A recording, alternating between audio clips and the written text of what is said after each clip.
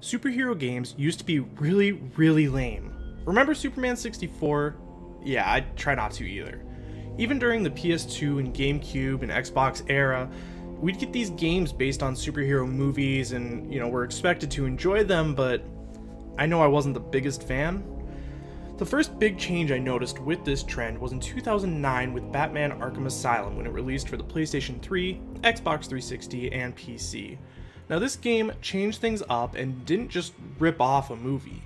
Instead, it took the deep lore that exists for Batman and its universe and built up a game around it.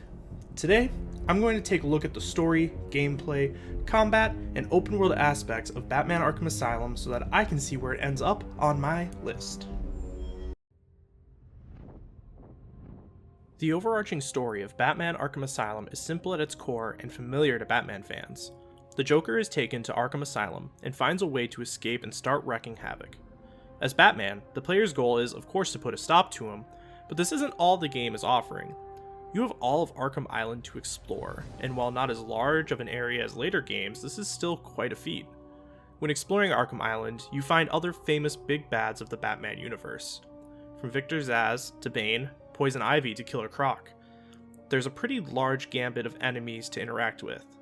Of course, you meet all of them on your way to take down Joker, who is trying to create super mutants to take over the city of Gotham. This story is really interesting as it was something new at the time and still something really fun to see. A lot of games with superheroes in them focus on one bad guy, but this game brings out all sorts of them for your enjoyment. This is something that's pretty unique to superhero movies and games as they do have the world full of different people and enemies, and seeing that expressed in a game as well is truly awesome. Of course, having all of these characters wouldn't matter if not for the excellent voice casting and acting done in the game. Mark Hamill and Kevin Conroy as the Joker and Batman respectively is impressive enough, but having voices such as Danny Jacobs and Wally Wingert in the cast is really cool as well.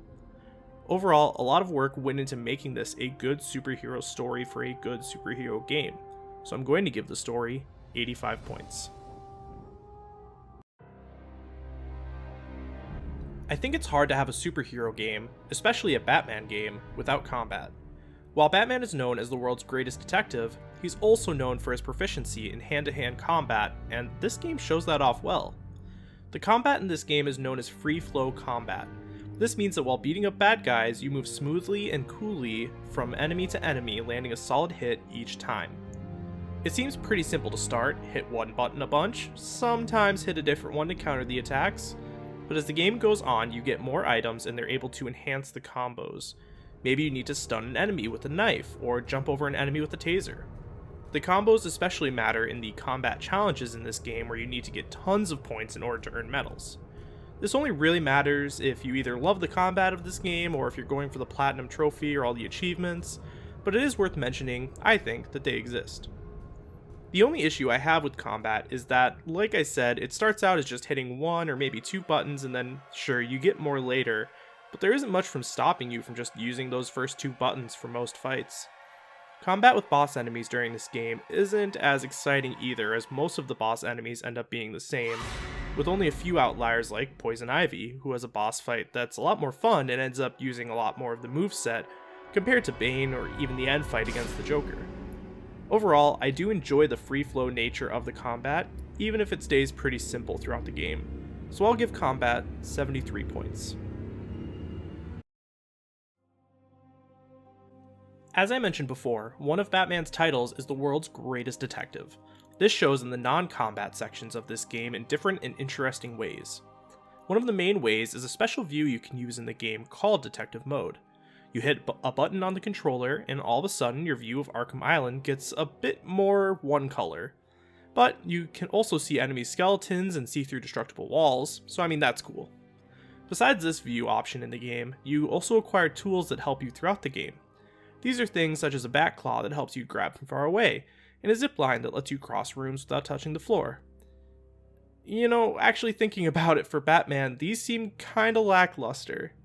It feels a little bit cooler in the moment, but I gotta say, crossing one room for the 5th time with that zipline tool isn't as exciting as it seems.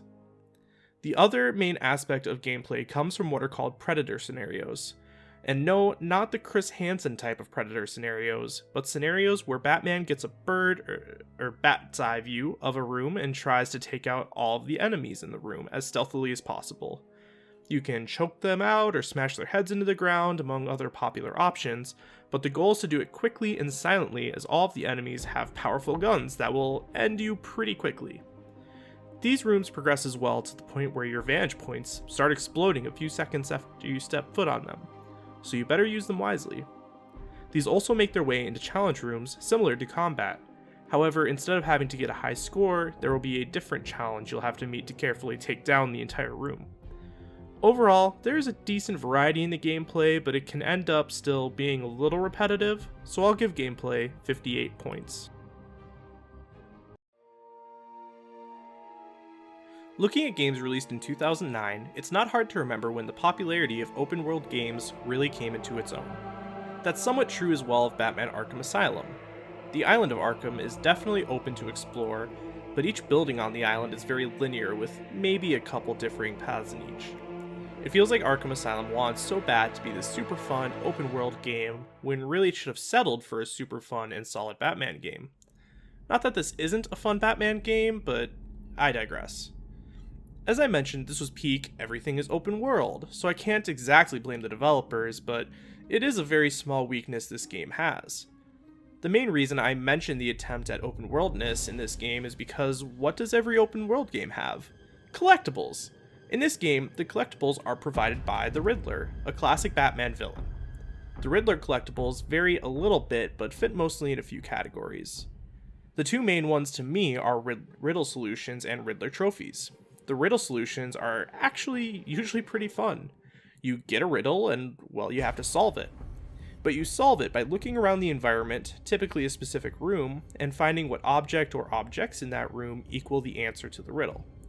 These can be fun and are typically tied to nods to other Batman characters and villains, and for some of them you even unlock a bio of the character. Then there are the Riddler Trophies. There are 240 little collectible trophies hidden across the entirety of Arkham Island. Now let me say, these are tedious. I went for getting the Platinum Trophy when playing Return to Arkham on the PS4, and that meant collecting all 240 of the Riddler Trophies. This is something that can't even really be done until late in the game because you need to have all of the equipment in order to do this. Then you still have to find the trophies, but this isn't as bad as it could be, since there are maps you can find that specifically point out where all the Riddler things are, which helps a lot. Overall, this isn't an awful open world experience, and the collectibles aren't all that bad, but it isn't the best of these mechanics in gaming history, so I'm just going to give it 44 points.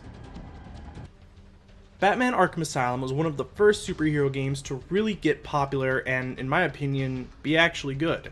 Now with the story at 85 points, combat at 73 points, gameplay at 58 points, and open world at 44 points, the total for Batman Arkham Asylum is 260 points.